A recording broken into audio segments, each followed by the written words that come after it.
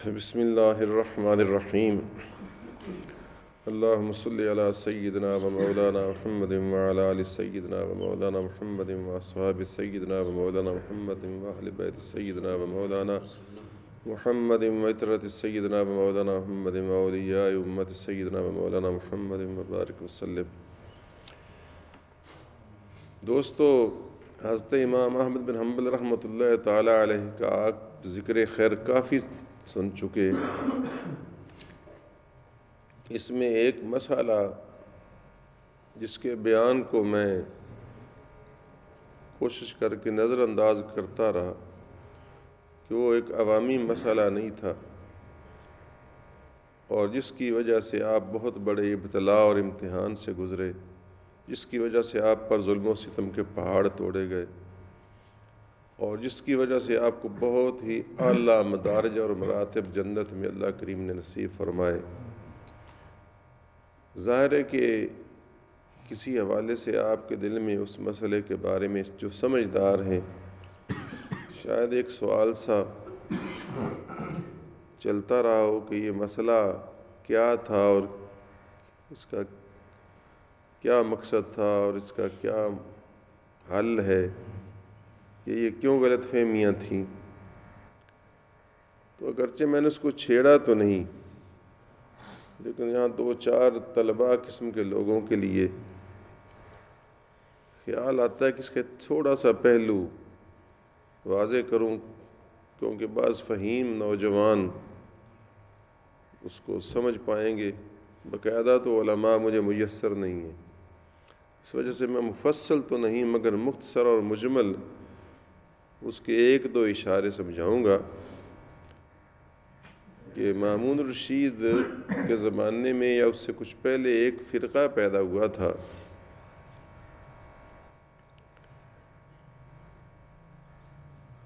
اس کو معتزلہ کہتے تھے۔ معتزلہ میں نے اعتزال کے من ہوتا ہے علیحدہ ہو جانا، ہم معزول کر دیتے کیا، معزول بھی سی مادے سے ازل سے، اعتزال باب افتعال ہے تو اعتزال سے لفظ معتزل بنائے، معتزلہ وہ فرقہ معتزلہ، علیحدہ ہو جانے والا۔ اس فرقے کا جو بانی مبانی تھا، یعنی اس کی بنیادوں کا رکھنے والا، وہ واصل بن عطا نامی ایک شخص تھا۔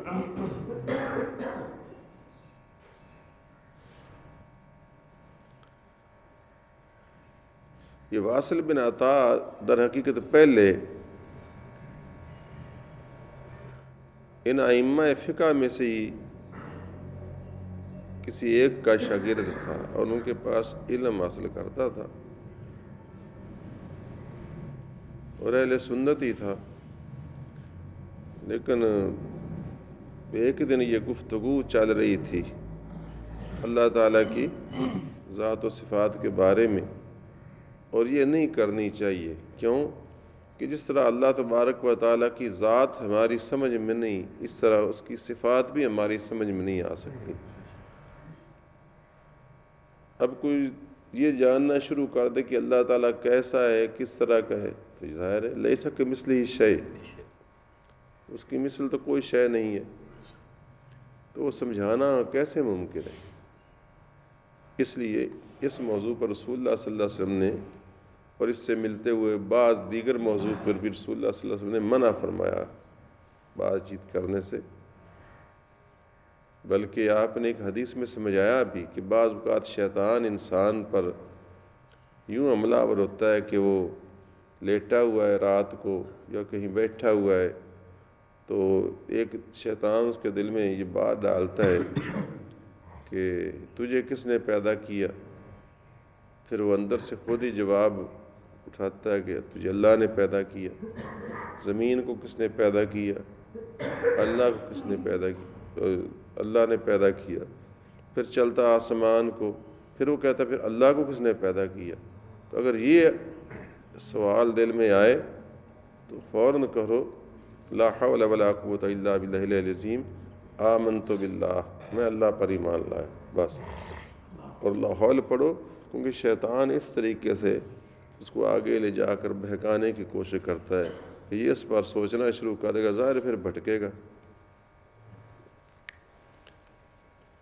تو یہ ایسے مضامین میں سے ایک مضمون تھا۔ تو بہرحال لیکن چونکہ ایران میں فلسفیانہ موشگافیاں سینکڑوں سال سے چلی آ رہی تھیں، عرب کا علاقہ تو سادہ سا تھا، سادہ مسلمان تھے، اس وجہ اللہ تعالیٰ نے اسلام کا مرکز مکہ مدینہ اور ملک عرب کو بنایا کہ وہ سیدھے سادے لوگ تھے، لیکن یہ کلچرڈ لوگ تھے، یہ ایک مہذب متمدن قوم میں تھیں بظاہر، جس طرح انگریز آج کل مہذب متمدن بنتا ہے نا، تو یہ بڑے مین میخ نکالنے والے عقل پرست لوگ ہوتے ہیں، یہ عقل کی دوم پکڑ کے رہتے ہیں، اور اس وجہ سے جو عقل میں نہ آئے اس کا انکار شروع کر دیتے ہیں، جنوں کا انکار، بہشت کا انکار۔ تو وہ واصل بن عطا جو تھا تو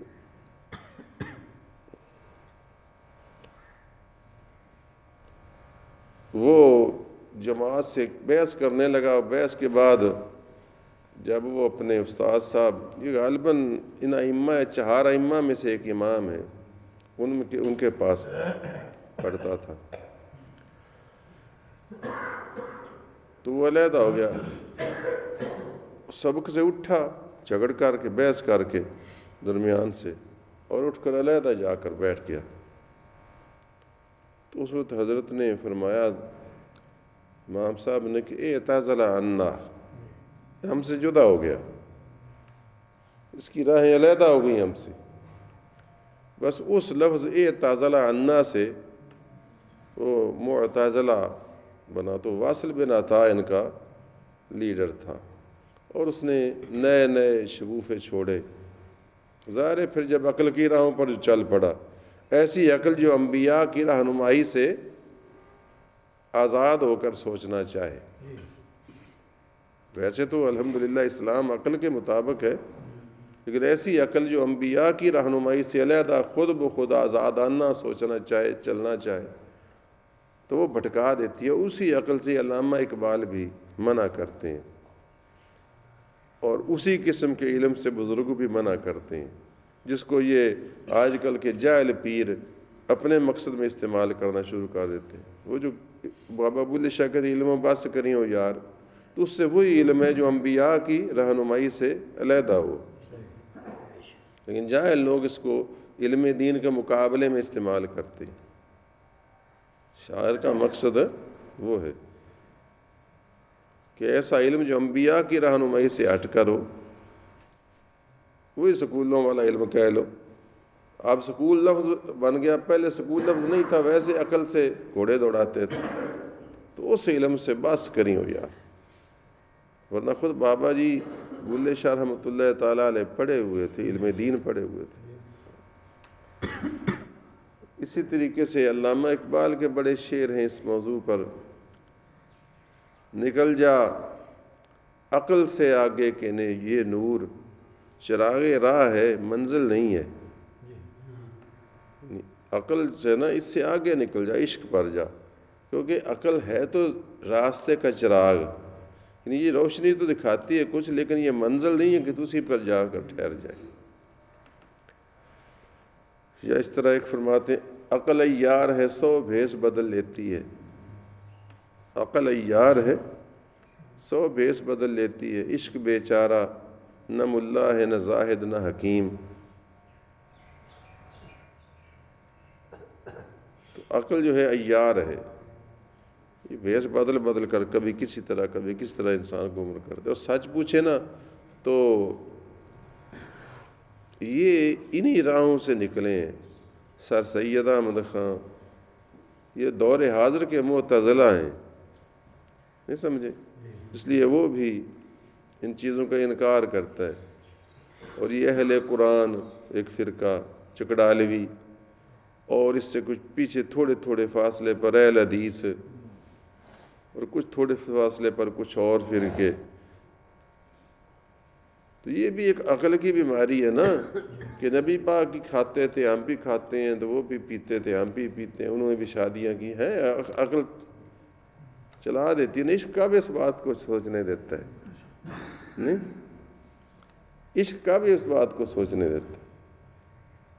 عشق تو کسی عام معشوق کو بھی نہیں کہتا کہ تو میرے جیسا ہی ہے، کیوں نہیں؟ تو جب بندہ ہے اور یہ جو غامدی دور حاضر کا غامدی اور اس سے کچھ پہلے پرویز اور ایک عبداللہ چکڑالوی ہوا ہے، تو اس طرح کے یہ لوگ جو ہیں یہ وہ معتزلہ کی ہی شکلیں ہیں مختلف، کہ یہ ہر بات کو اپنی عقل پر پرکھ کر اس پر نتائج اخذ کرتے ہیں۔ تو وہ معتزلہ فرقہ جو تھا اس نے جس طرح اور بہت سارے کے غلط قسم کے سوچیں پھیلائیں، اور شیطان کو چونکہ شیطانی راستے شیطان کو پسند ہیں تو وہ شیطان ایسے راستوں کو جلدی انجیکٹ کرتا ہے، کیونکہ اس کے گماشتے بہت زیادہ ہیں۔ اس لیے آپ کو میں نشانی دے، جہاں بالکل 100% کھرا دین ہوگا نا، وہاں بندے کم ہوں گے، وہاں بندے کم جائیں گے۔ شیطان نفس وہاں انہیں نہیں جانے دے گا، یہ یاد رکھنا۔ جہاں کوئی نہ کوئی اس کے اندر نہ خرابی ہوگی ادھر بھاگ کر لے جائے گا۔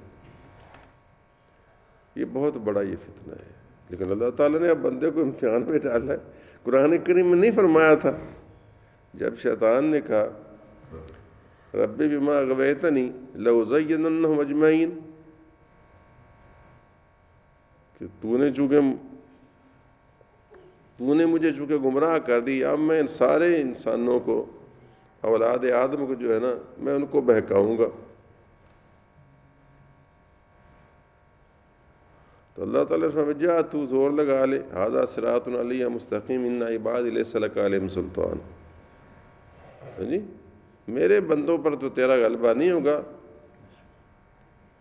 تو الا قلیل کا لفظ بھی آیا ایک جگہ، سوائے تھوڑے کے، بہت تھوڑے جو ہے نا،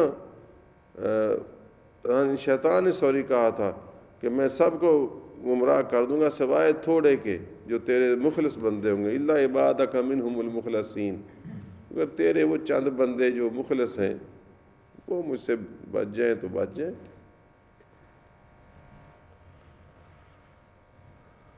تو وہی بات ہے کہ تو اس کے بڑے پیروکار بھی بڑے، حتیٰ کہ بادشاہ بھی متاثر ہوا اور عام اس کے عقیدے، تو اس کے غلط سلط عقیدوں میں سے ایک عقیدہ یہ بھی اس نے نیا شوشہ شروع کیا کہ یہ قرآن جو ہے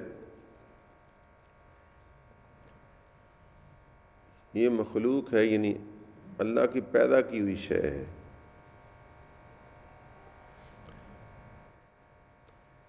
اللہ خالق ہے نا، اللہ خالق ہے مخلوق کا، اور یہ قرآن بھی مخلوق ہے،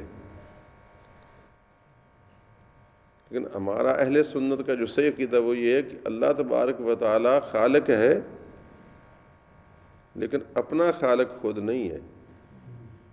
نہیں سمجھے کہ اللہ تعالیٰ پہلے نہ ہو پھر اس نے اپنے آپ کو پیدا کر لیا ہو۔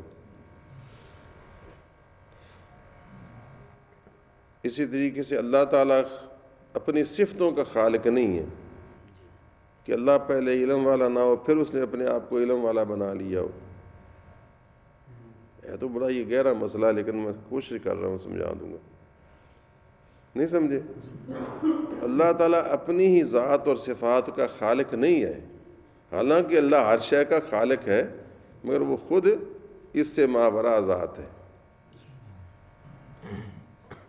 تو اللہ کی ذات اور اس کی ساری صفتیں وہ قدیم سے ہیں، اگر وہ اس کو بھی اس نے پیدا کیا ہو تو وہ تو مخلوق صفت ہو گئی۔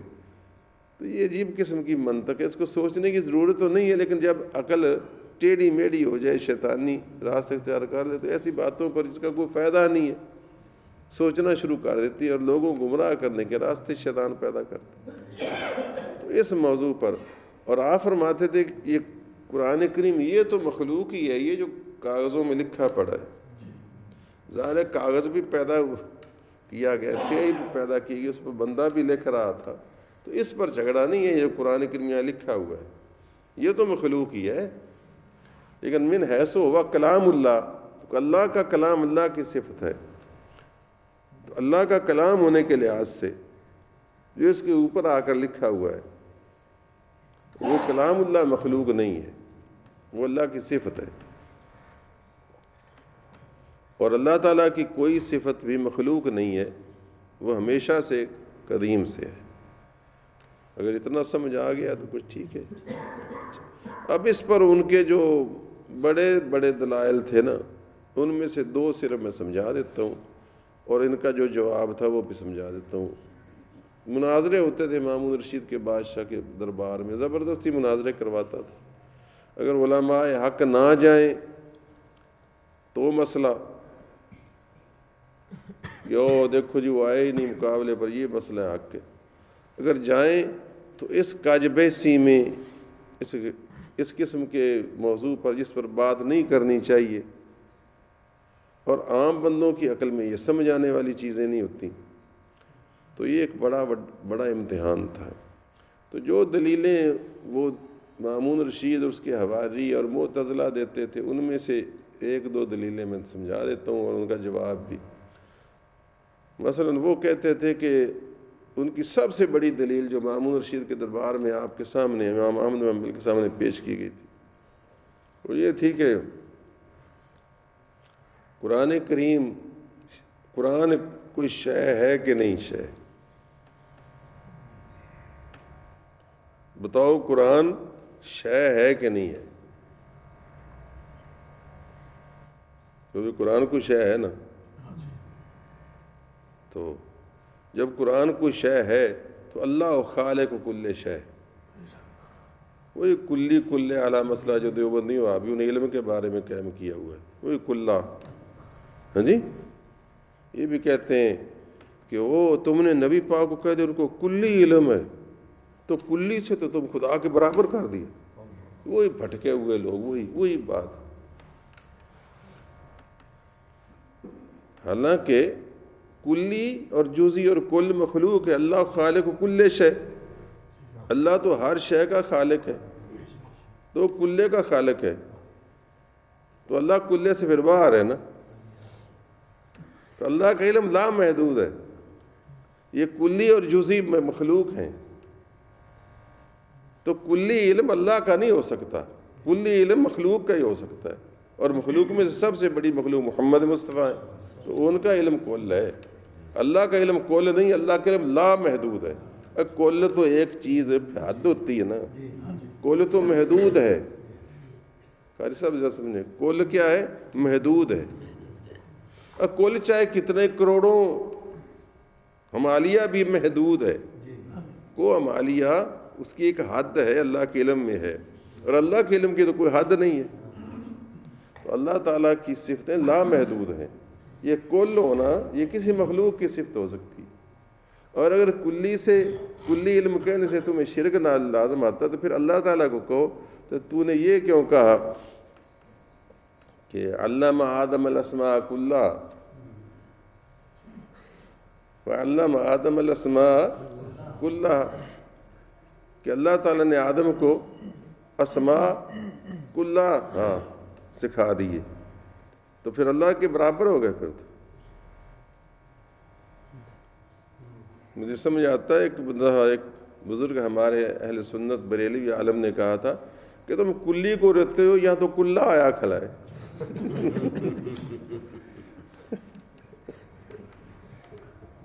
جی، آدم کو تو کلّہ آیا کھلا ہے علم.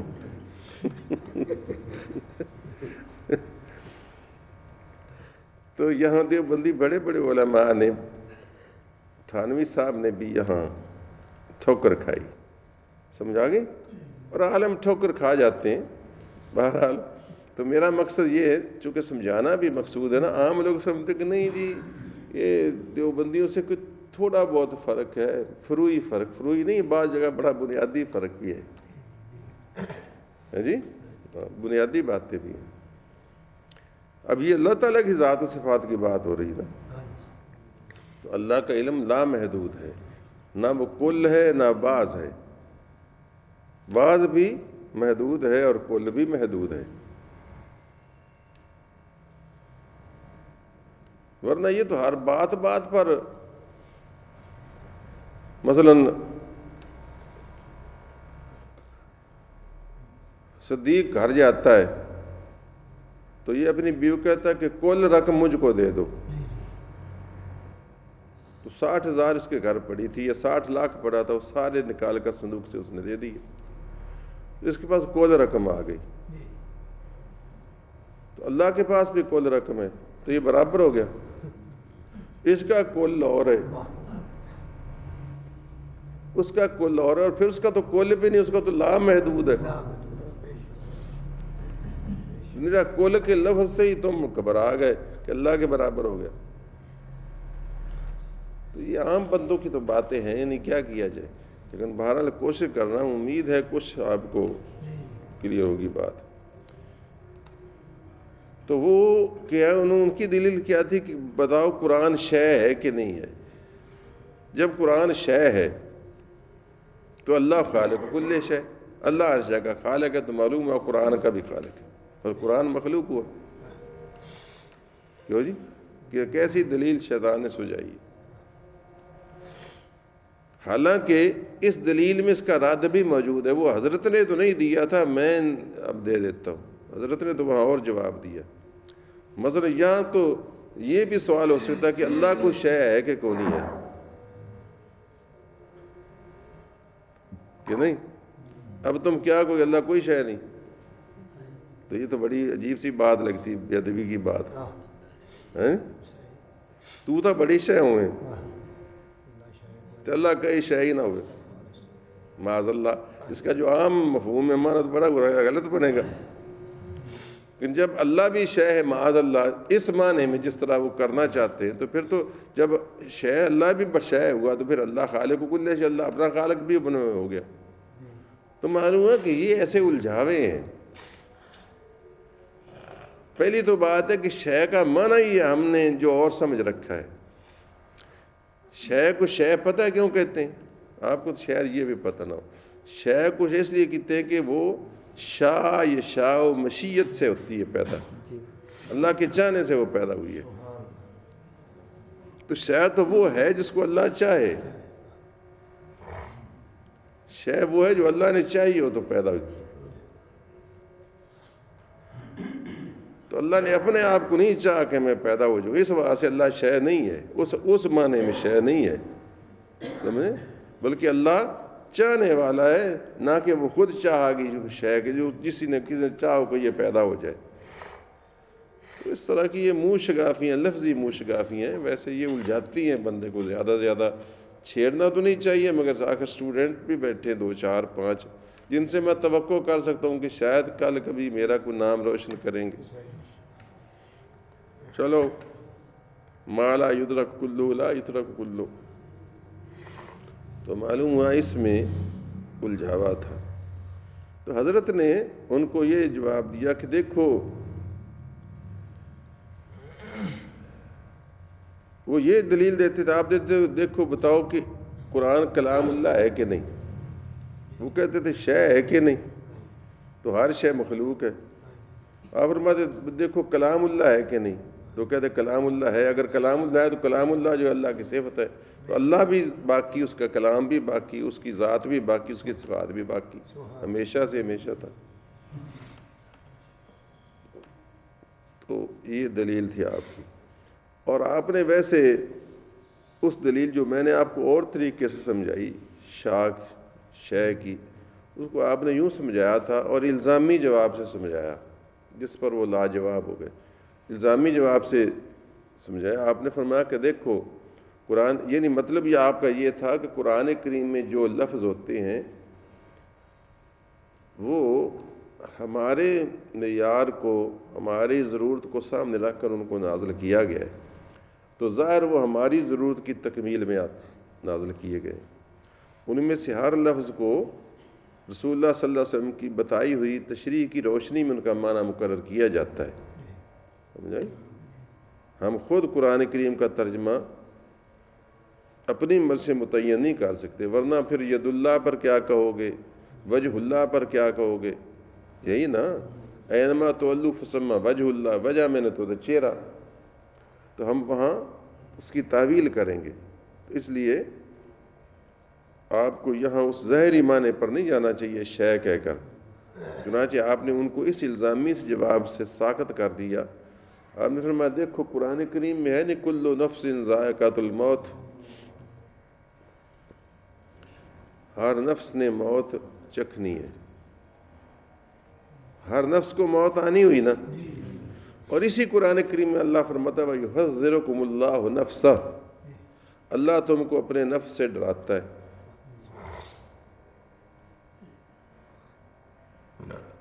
تو جب اللہ کا نفس ہوا تو پھر کل نفس ذائقۃ الموت، ہر نفس نے موت چکھنی ہے.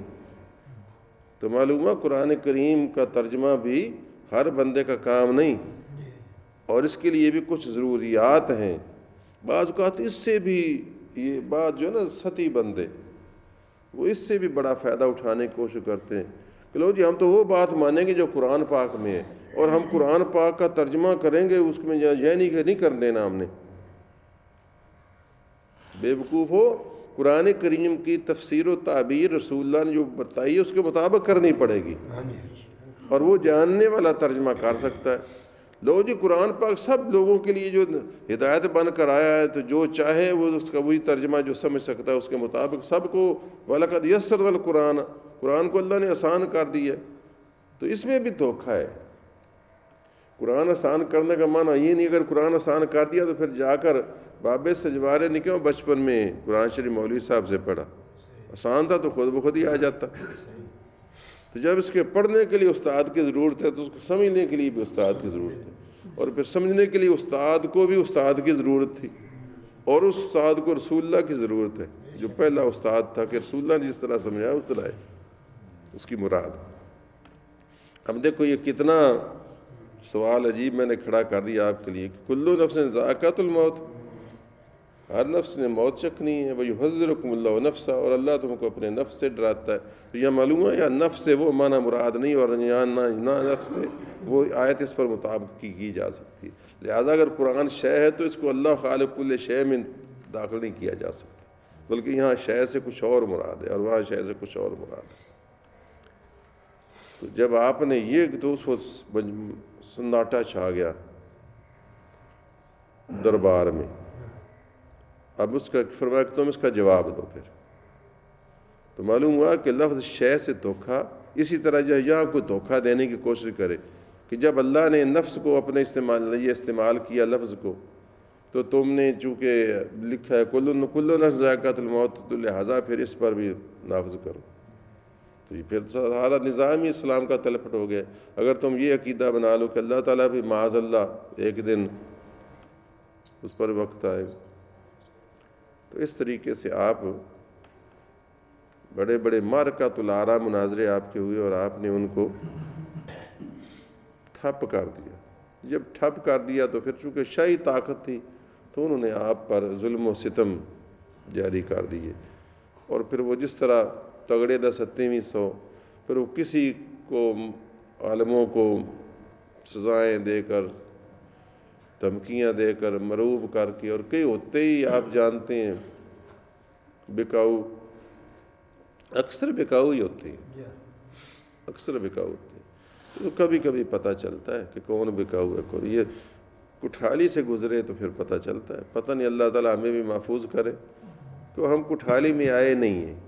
میں یہاں بیٹھا ہوں، یہ تو میں کہہ لیتا ہوں کبھی کبھی کہ بڑا میرا وسیع میدان ہونا چاہیے تھا، لیکن ہو سکتا ہے کہ میرے جیسا حق گو بندہ اگر کوئی کھلی فضا ہوتی تو کتنے بڑے امتحان مجھ پر پڑتے، کتنا میرے خلاف پروپیگنڈا ہوتا، کتنے میرے خلاف کھم ٹھونک کے آتے اور کہتے یہ تو جس نے نیا دین ایجاد کر دیا جی، دیکھو جی نہ یہ دیوبندی لگتا ہے، نہ یہ اہل حدیث لگتا ہے، نہ یہ شیعہ لگتا ہے، نہ یہ بریلوی لگتا ہے، اے نیا ہی دین اس نے ایجاد کیا ہے. بھائی پتہ نہیں کیا کچھ کہتے.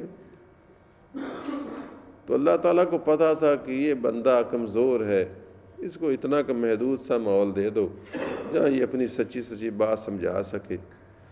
ان دے کل پولیس دے دھکے نہیں چلے جانے. اب میں ایسی کی تیسی پھیر دیتا ہوں تقریروں میں حکومت کی، اور حکومت کی پتہ ہی نہیں بھی اتنے بھی ایک ساڈا مخالف بیٹھا ہے. حتیٰ کہ پتر میرا میاں منظور نہ ٹریا پھر میں میاں منظور ہی ٹھکائی کر دینا اتنے.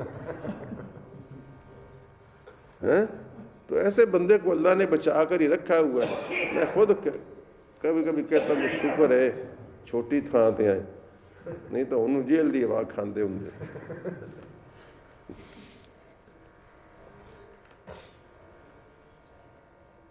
تو یہ استقامت جو تھی اس پر اللہ کریم نے ان کو بڑی عزت اور کرامت عطا فرمائی۔ چنانچہ امام مرغزی ایک ہیں مورخ، وہ لکھتے ہیں کہ میں نے امام احمد بن حنبل کو خواب میں دیکھا، بات سننے کی یہ دوسری بشارت میں نے کہا تھا، بشارت بھی سنیں، ایک بشارت بھی لے لیجیے ایمان تازہ کر دے گی۔ تو وہ فرماتے کہ میں نے امام احمد بن حنبل کو خواب میں دیکھا کہ انہوں نے سبز رنگ کے حلے پہنے ہوئے ہیں، سر پر تاج سجا ہوا ہے، اور پاؤں میں سونے کی نالین ہے جس کے تسمے زمرد کے ہیں، سبز رنگ کے تسمے ہیں، اور بڑا ناز سے چل رہے ہیں۔ تو میں نے خواب میں کہا کہ اے ابو عبداللہ یہ کیا چال ہے، یہ کیا چال ہے؟